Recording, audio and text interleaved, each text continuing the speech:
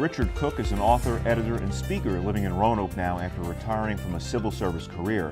25 years ago, however, Cook, then a NASA analyst, was in the eye of the storm, testifying that problems with faulty O-rings that led to the Challenger disaster and the loss of 7 astronauts were common knowledge, but were downplayed in part to keep the launch on schedule.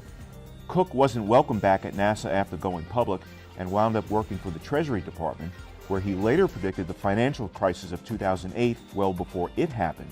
He's written several books on the Challenger disaster, the financial crisis, and A Guru from India, and numerous magazine articles. Now retired and living in Roanoke with his wife Karen, he has founded the Peace Spiritual Center as a community resource. Richard C. Cook has also made local appearances to talk about the U.S. space program and his belief in life elsewhere. Richard Cook, welcome to the interview. Thank you.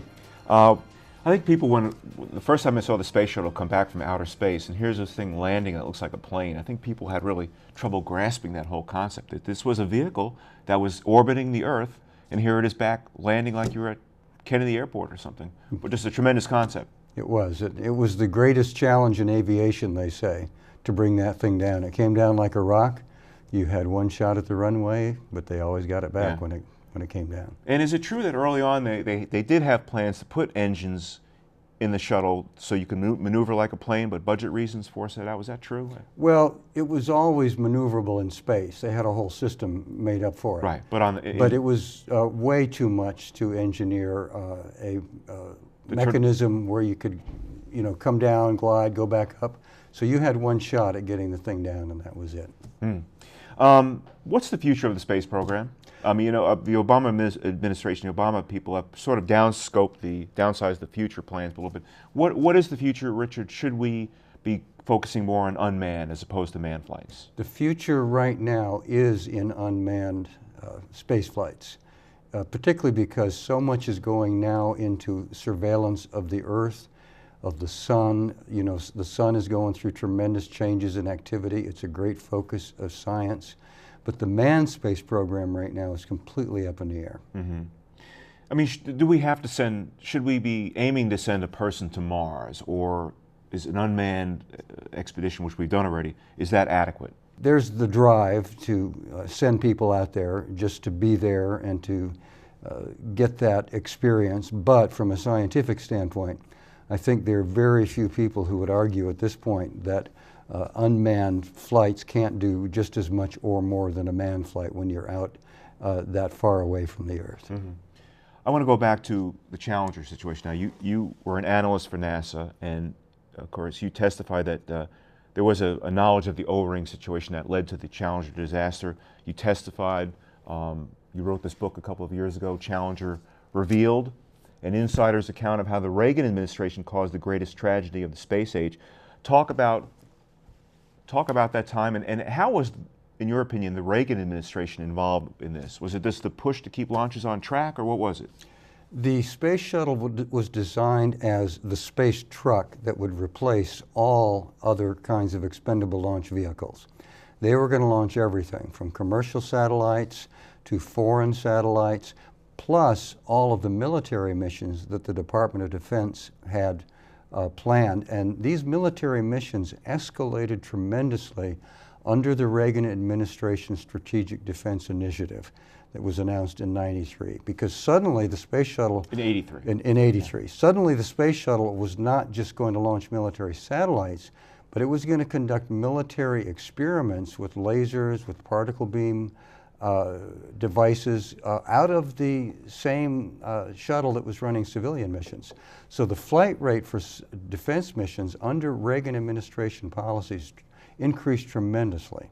At the same time, the space shuttle became kind of a prop or a background for a lot of the publicity for the president and the president's office itself. He called the space shuttle on the telephone numerous times, including for his presidential campaign in 1984.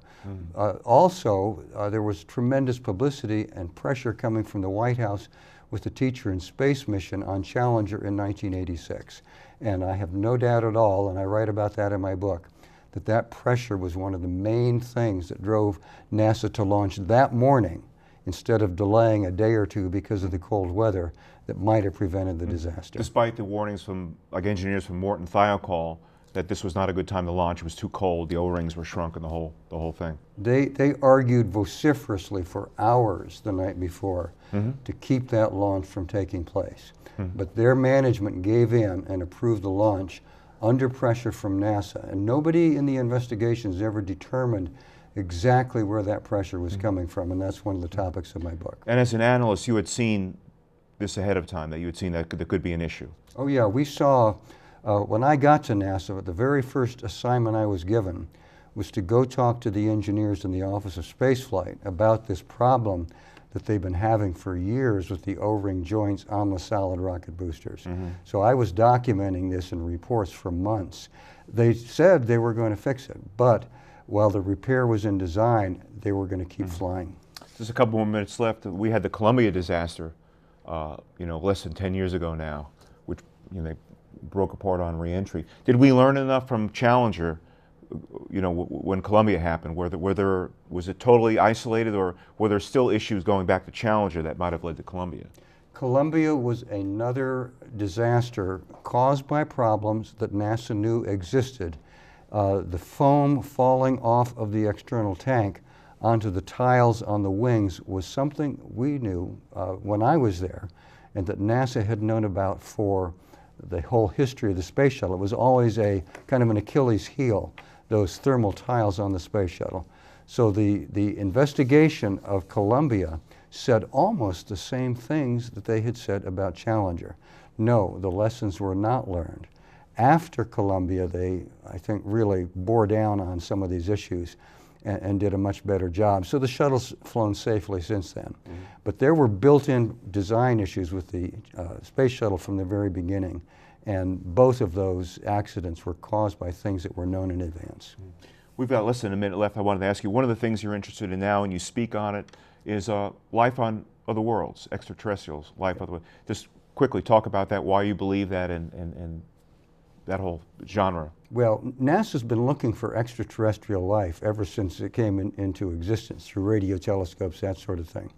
And I think there's been enough documented cases from responsible people, from military officers, from pilots, from government officials, not just in the US, but other nations as well. I think extraterrestrials and UFOs have been here. I think the preponderance of evidence says that that's been the case. Now, our government has not wanted to admit to that, although some others have. France, for instance, has an official UFO agency. This is a big universe. Even our galaxy has 200 billion stars. There's life out there. There can be no doubt about that. Sounds good. We're going to have to leave it there. Richard C. Cook, author of Challenger Revealed and a fairly recent Roanoke resident. Thanks for coming on the interview. Thank you. Have a good day. Thanks. Thanks very much. Our guests today have been Roanoke City Councilman Dave Trinkle and author Richard Cook. I'm Gene Marrano. You can look for me in the Roanoke Star-Sentinel, Valley Business Front, and in Play-by-Play magazine. And don't forget, you can watch segments of the interview online at YouTube. Just search by my name. Until next time, take care.